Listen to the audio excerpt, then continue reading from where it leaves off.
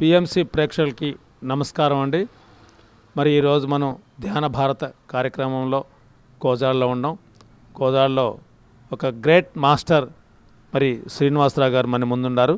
శ్రీనివాసరావు గారితో శ్రీనివాసరావు గారి అనుభవాలు మనం తీసుకుందామండి. సార్ శ్రీనివాసరావు గారు నమస్తే అండి. సార్, పిఎంసి ప్రేక్షకులకి మీ యొక్క అనుభవాలు, మీరు ఎప్పుడు ధ్యానంలోకి వచ్చారు, ధ్యానంలో ఎలా ఉండారు, ధ్యానంలో రాగతలకి ఎలా ఉండారు, ధ్యానంలో వచ్చిన తర్వాత ఎలాగ ఉండారు, పిఎంసి ప్రేక్షకులు ఒకసారి మీ యొక్క అనుభవాలు చెప్పండి. Thank you very much sir Hanumantharao గారు. ముందుగా బ్రహ్మర్షి పితామహ పత్రిజీ మహారాజ్కి జై అండి. స్వర్ణమాల పత్రి అమ్మకు కూడా నా అభినందనలు. ఇంత అమూల్యమైన ధ్యానాన్ని మనకి అందించిన పితామహ పత్రిజీ గారు ఎన్నో రకాల స్పీచెస్ ద్వారా, తన వేణునాదం ద్వారా, సంగీతం ద్వారా ఒక్క క్షణం కూడా కూర్చోకుండా నిరంతరము ప్రజల కోసమే, ప్రజలందరికీ ధ్యానం అందించాలనే తపనతో ఎంతో ఈ భూమి మీద చేశారు సారు. ఒక మానవ మాతృనికి సాధ్యం కాని పనులు ఎన్నో పితామహ గారు చేశారు. ఆయన జీవితం మనకి నిదర్శనం. సారు ఎవరు ఏది అడిగినా ముందు ధ్యానం చేయవయ్యా, నీ సమస్యలన్నిటికీ సమాధానం ధ్యానం అని చెప్పేవారు. 2006లో కోదాడ అప్పటికి రెండోసారి అనుకుంటా సార్ రావటం. అప్పుడు నేను ధ్యానంలోకి రావటం జరిగింది.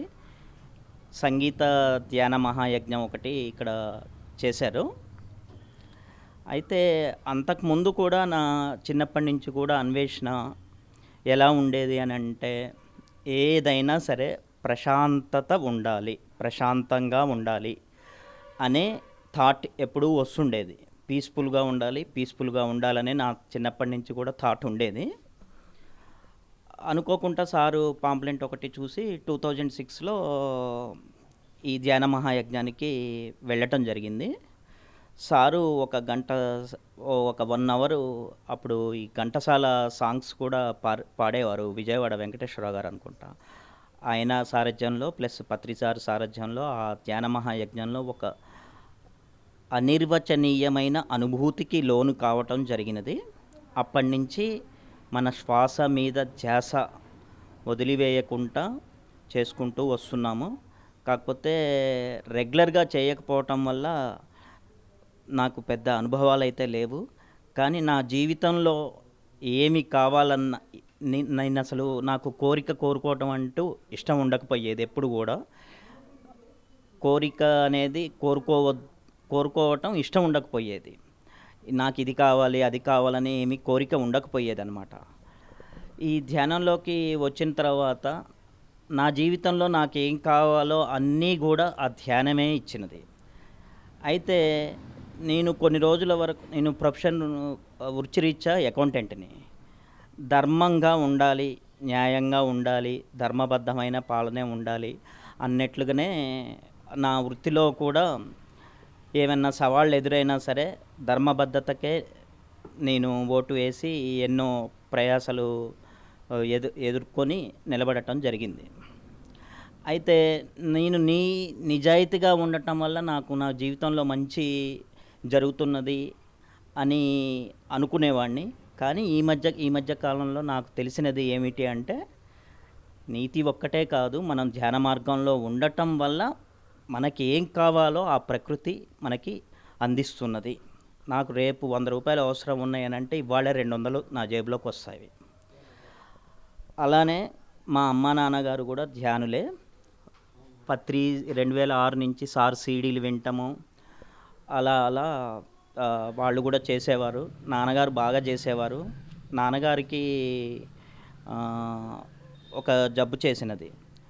అది న్యూరో ప్రాబ్లం వల్ల కళ్ళు మూసుకుపోయి ఉంటాయి ఆయనకి. ఆ కళ్ళు మూసుకుపోయి వేరే ప్రాబ్లం ఏమీ లేదు ఆయనకి. ఆ కళ్ళు మూసుకుపోయి ఉండటం వల్ల తను ఏ పని చేయలేకపోయేవారు అనమాట. అన్నం తినేటప్పుడు కూడా 2 కళ్ళు ఒక చేయితోని కన్ను వెడల్పు చేసుకొని తింటుండేవారు. ఆయన బాధ చూడలేక నేను ఎక్కడ ఏమున్నాయి అని అట్లా అన్వేషణ చేస్తున్న టైంలో మన ధ్యానము ఒకటి దొరికినది. ఒక వుడ్ సైజు పిరమిడ్ కూడా తీసుకొచ్చాను. నాన్నగారు బాగా ధ్యానం చేసేవారు. 3 గంటలు 4 గంటలు తెల్లారుజామున బాగా చేసేవారు. ఈ ధ్యానంతో పాటు ఆయన ఈ ఇంగ్లీష్ మెడిసిన్స్ ఏమీ పనిచేయకపోతే కేరళ తీసుకెళ్ళి ఆయనకి ట్రీట్మెంట్ చేయించినాము. తర్వాత తనకి ఆ జబ్బు 2-3 ఏళ్ల తర్వాత తగ్గిపోయినది. ఆయన జీవితమే మాకు నిదర్శనము. ఇక్కడ కోదాడలో కార్యక్రమాలు అప్పటి నుంచి చేస్తున్నారు. కాటేపల్లి నరసింహరావు గారు కాటేపల్లి నరసింహరావు గారు వచ్చిన తర్వాతనే ఇక్కడ కొద్దిగా మోటివేషన్ జరిగి క్లాసెస్ జరగటం అలా జరిగినాయి అన్నమాట. అప్పటి నుంచి మేము అటెండ్ అవుతూనే ఉన్నాము. శాకాహార ర్యాలీలు, దేవాలయంలో 41 డేస్ సాధన చేయించటం జరిగింది నా ఆధ్వర్యంలో. కోరబండలో కొన్నిసార్లు ర్యాలీ చేయటం కూడా జరిగింది. నా జీవితంలో నాకేం కావాలో అది ముందే వస్తున్నది కాబట్టి నేను ఎంతమంది గురువులు, వేరే వేరే రకాల గురువులు మన దగ్గరికి వచ్చినా సరే నేను పత్రిసార్ని విడవకుండా అప్పటి నుంచి సారుతో పాటు అన్వేషణలోనే ధ్యానంలోనే ఉంటున్నాను. పిఎంసి వారికి నా కృతజ్ఞతాభివందనలు. Sir thank you sir. చాలా అద్భుతంగా మీకు మీ యొక్క లైఫ్లో జరిగినాయి అన్నీ, పత్రికతో కలిసినవి అన్నీ చాలా చక్కగా పిఎంసి ప్రేక్షకులకు చెప్పారు. మరొకసారి మనం మరొక ఎపిసోడ్లో మళ్ళా కలుసుకుందామండి. అప్పటి వరకు సెలవు. Thank you.